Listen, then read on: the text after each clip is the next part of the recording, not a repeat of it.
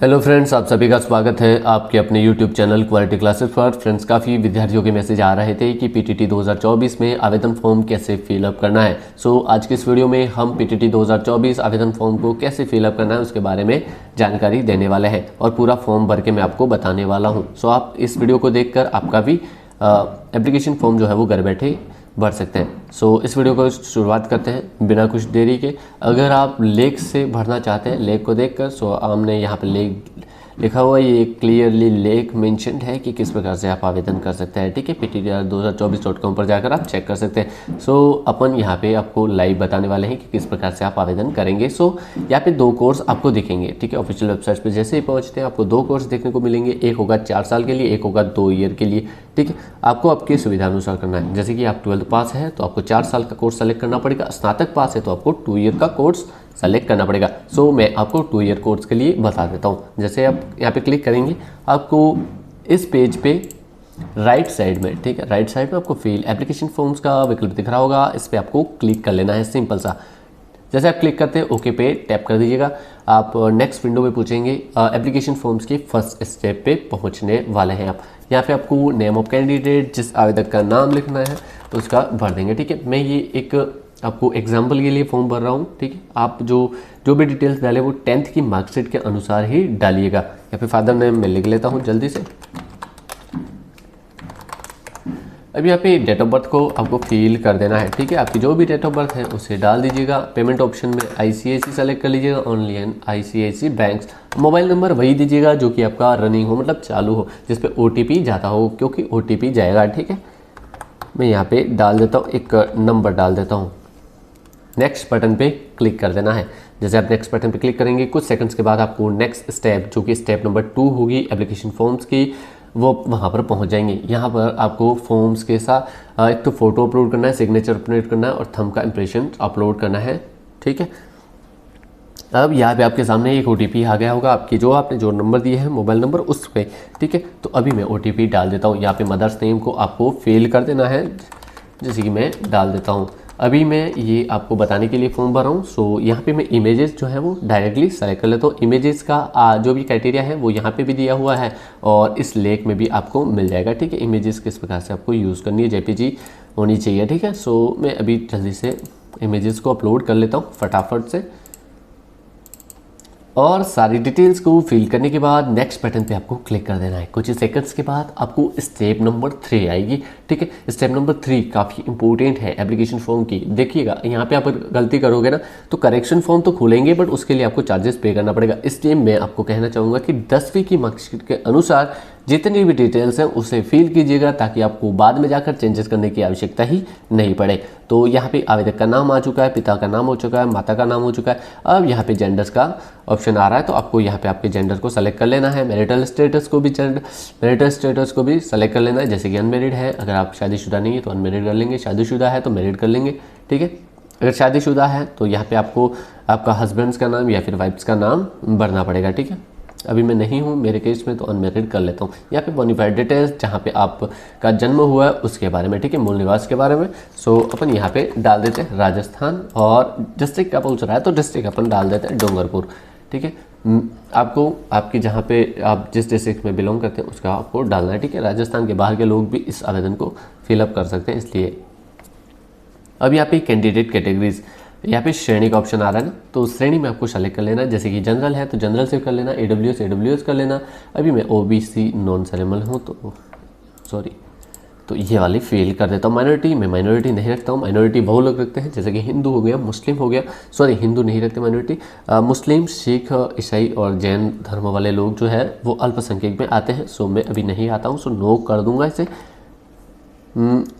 अब आगे यहाँ पे एक मोस्ट इम्पॉर्टेंट विकल्प है जो कि काफ़ी हेल्प करता है। जो अगर शारीरिक रूप से आप दिव्यांग हैं तो इसे यस कीजिएगा।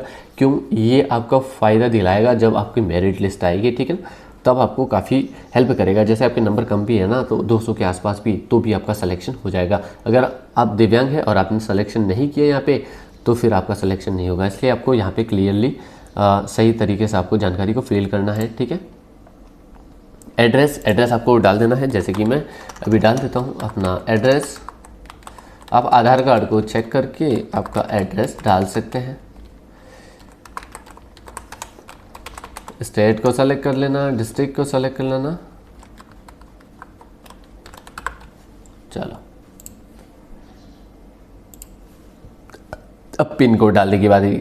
अगर आपको नहीं पता किस प्रकार से अपना सिटीज़ का पिन कोड, तो यहाँ पे जाओ और यहाँ पे आप गूगल पे सर्च कर सकते हो, ठीक है, आपकी सिटीज़ के अनुसार, और आपको पिन कोड मिल जाएगा। सो हमारे मिल गया है पिन कोड।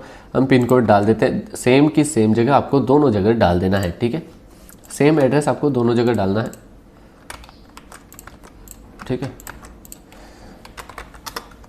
अब यहाँ पे डिस्ट्रिक्ट को आपको सेलेक्ट कर लेना है। ईमेल आपकी इच्छा हो तो डाल सकते हैं, मैं कहूँगा कि आप ईमेल को भी मेंशन कीजिएगा यहाँ पे, ठीक है। मोबाइल नंबर ऑटोमेटिकली ले लिया है। अब यहाँ पे संकाय तथा विषयों का ब्यौरा, फैकल्टी एंड सब्जेक्ट्स डिटेल्स, ठीक है।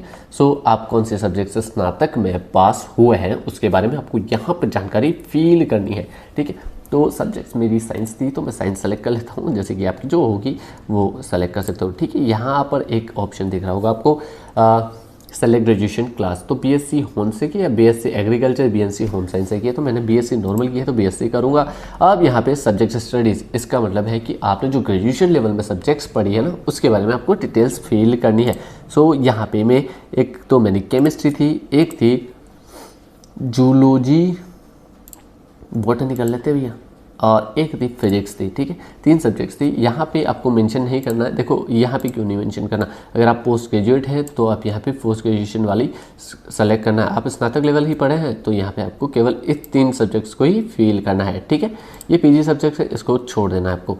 अब बात करते हैं चूजिंग स्कूल टीचिंग सब्जेक्ट्स, तो 2 टीचिंग सब्जेक्ट सेलेक्ट कर लेनी है। आपके यहाँ पे जो आपने सब्जेक्ट्स फिल किए ना उसी के अनुसार यहाँ पे आपको फिल करनी है। जैसे कि मैं एक केमिस्ट्री फिल कर लेता हूँ, ठीक है, फिजिक्स और केमिस्ट्री को मैं फेल कर लेता हूँ। अब इन 2 को भरने की आवश्यकता नहीं है क्योंकि 2 ही भरना है अपने को, ठीक है। जहाँ पे आपको स्टार दिख रहा है वहाँ पे अब यहाँ पे पेरेंटल इनकम डिटेल्स, आपको आपकी जो भी इनकम है उसके हिसाब से आपको फिल कर देना है। यहाँ पे मोस्ट इंपॉर्टेंट आ जाता है, तो यहाँ पे आपको गलती नहीं करनी है। आपको एग्जाम सेंटर डिटेल्स दिखे हुए ना, तो यहाँ पे आपको जहाँ पर आपको एग्जाम सेंटर चाहिए, जैसे कि आपको होम डिस्ट्रिक्ट में चाहिए, ज़्यादातर लोग होम डिस्ट्रिक्ट प्रेफर करते हैं, तो आप भी होम डिस्ट्रिक्ट को प्रेफर कर सकते हो। तो मैं होम डिस्ट्रिक्ट प्रेफर करता हूँ और एक मेरे नज़दीक की जो डिस्ट्रिक्ट पड़ेगी उसको मैं सेलेक्ट कर देता हूँ, डूंगरपुर बांसवाड़ा सेलेक्ट कर देता हूँ। अगर यहाँ पर सेंटर आता है तो मैं आसानी से पहुँच सकता हूँ। इसलिए आपने जो सेलेक्ट किया ना, इन दोनों में से आपको एक एग्जाम सेंटर देखने को मिलेगा आपकी एग्ज़ाम के लिए, ठीक है, पीटीटी का। अब ये काफ़ी इंपॉर्टेंट है, क्वालिफाइंग एग्जाम डिटेल्स, ठीक है। तो यहाँ पे सेकेंडरी लेवल होता है, वो होता है 10th का, और 12th का होता है वो होता है सीनियर सेकेंडरी लेवल। आपको यहाँ पे बोर्ड यूनिवर्सिटी सेलेक्ट कर लेना है, जैसे कि मैं BSc अजमेर, जैसे कि board of secondary education Rajasthan Ajmer से पढ़ा हूँ, तो मैं ये दोनों सेलेक्ट कर लेता हूँ। ईयर्स का सेलेक्ट कर लेंगे, 10वीं मैंने पास की थी 2016 में और 12वीं मैंने पास की थी 2018 में, ठीक है। आप करेक्टली डिटेल्स डालिएगा, मैं नॉर्मल डिटेल्स डाल रहा हूँ, ठीक है। आपको मैक्सिमम मार्क्स और मार्क्स ऑमेंटेड जो कि आपके 10th और 12th में आपको दिख रहे होंगे, उसके हिसाब से आपको फिल करना है, ठीक है। अब यहाँ पे ग्रेजुएशन पास अपेयरिंग, अगर आपका ग्रेजुएशन का 3rd ईयर रनिंग है तो आप एलिजिबल हैं, अगर 3rd ईयर का रनिंग नहीं है आप तो एलिजिबल नहीं है गाइस, ठीक है। सो इसलिए मैं कहूँगा आप, मैं अभी पास आउट हूँ तो पास कर दूंगा, अपेयरिंग है तो आप अपेयरिंग कर दीजिएगा, ठीक है। मैं पास आउट हूँ तो पास आउट कर लेता हूँ, और सब यूनिवर्सिटी सेलेक्ट कर लूँ, GGTU सेलेक्ट कर लेता हूँ जहाँ से मैंने की है। जैसे कि आपने JNU जोधपुर से किया है तो JNU जोधपुर कर सकते हो, UOK जयपुर से किए यू और जयपुर कर सकते हो, UOK कोटा से किए है तो UOK कोटा भी कर सकते हो, VMO कोटा से किए है VMO कोटा कर सकते हो, और अदर से किया है तो अदर भी कर सकते हो, ठीक है। यहाँ पे मैं GTT बांसवाड़ा कर लेता हूँ। किस साल में अपन ने कंप्लीट की है, तो ये मैंने की है 2021 में, ठीक है। अब यहाँ पे मार्क्स का पूछ रहा है, मार्क्स डाल देते हैं जो आपने गेन किए हैं, ठीक है। सॉरी, अब आगे चलते हैं। अब यहाँ पे पोस्ट ग्रेजुएशन स्टेटस का दिख रहा होगा, तो वही अपन ने पोस्ट ग्रेजुएशन तो की ही नहीं है तो अपन नॉट एप्लीकेबल कर देंगे। अब यहाँ पे लास्ट में आपको दिख रहा होगा मैं सत्यापन करती हूँ, तो इस पे जो है वो राइट टिक कर देना है, ठीक है। इससे पहले मैं आपको एक इन्फॉर्मेशन देना चाहूँगी कि आप सारी डिटेल्स को एक बार फिर से चेकआउट कर लीजिएगा, ठीक है। कहीं पर भी गलती नहीं होनी चाहिए। जैसे आप कहीं आवेदन करवाने भी जाते हैं तो आपको एक बार चेक कर लेना पड़ेगा, ठीक है। इसके बाद 7 प्रोसेस कर देना है। यहाँ पे प्लीज़ वेरीफाई तो ओके कर दीजिएगा। अब यहाँ पे आपको वेरीफाई का बटन दिख रहा है, तो इस वेरीफाई बटन को आपको क्लिक कर देना। अब आपको कुछ ही सेकंड्स के बाद एक नेक्स्ट स्क्रीन ओपन होगी, जहाँ पर आपके सामने आपके द्वारा भरी गई जो डिटेल्स है ना उसको बताया जा रहा है। ठीक है, पीटीटी 2 ईयर के लिए है, अपेयरिंग है तो यस हो गया। चलो फीस हो गया 500 रुपये, 500 रुपये फीस है। ये आपका नाम है, पिताजी का नाम, डीओबी वगैरह। ठीक है, अब ये चालान नंबर आ गया है। ठीक है, इस चालान नंबर को भी सेव करके लग देना। अब यहाँ पर आपको यहाँ पे टिक करके पे नाउ के ऑप्शन पे क्लिक कर देना है। अब कुछ सेकंड तक वेट कीजिएगा। अब यूपीआई से पेमेंट कर सकते हैं। सबसे अच्छी बात ये आई है इस पर कि अब यूपीआई से पेमेंट आसानी से कर सकते हैं। देखिए यूपीआई है, 500 रुपये का ही है। क्रेडिट कार्ड से भी आप कर सकते हैं, डेबिट कार्ड से कर सकते हैं, नेट बैंकिंग से भी आप कर सकते हैं। तो यूपीआई आपकी जो भी है, यूपीआई क्यूआर कोड चाहिए तो आप क्यूआर कोड पे क्लिक कर दीजिएगा। यहाँ पे क्यूआर कोड आ जाएगा। ठीक है, यहाँ पे पेयर नाम लिख के, जैसे कि मैं अभी कर लेता हूँ। चलिए, ठीक है, यहाँ पे प्रोसीड नाउ कर लेते हैं। अभी मैं फ़ोन नहीं भर रहा हूँ क्योंकि ये तो मैंने डमी भरा, तो मैं पेमेंट नहीं करूँगा। आप पेमेंट कर लीजिएगा स्कैनर खोल के। आपका जो भी फ़ोन पे वगैरह वगैरह जो भी है, फ़ोन पे, गूगल पे, जो आपके पास वॉलेट्स पड़ा हो उसके हिसाब से आप स्कैन करके इसकी जो है पेमेंट कर सकते हैं और आपको चालान नंबर मिल जाएगा। अभी मैं पेमेंट नहीं करने वाला हूँ, यहाँ तक ही आया और इसके बाद आपका फॉर्म जो है वो सबमिट हो जाएगा। ठीक है, अगर आपको ये वीडियो पसंद आया हो तो वीडियो को प्लीज़ शेयर कर दीजिएगा अपने फ्रेंड्स के साथ, ताकि वो किसी भी प्रकार की गलती नहीं करें और करेक्शन फॉर्म में उनको फिर से किसी भी प्रकार की शुल्क अदा नहीं करनी पड़े। ठीक है, सो बाय, मिलते हैं अगले वीडियो में।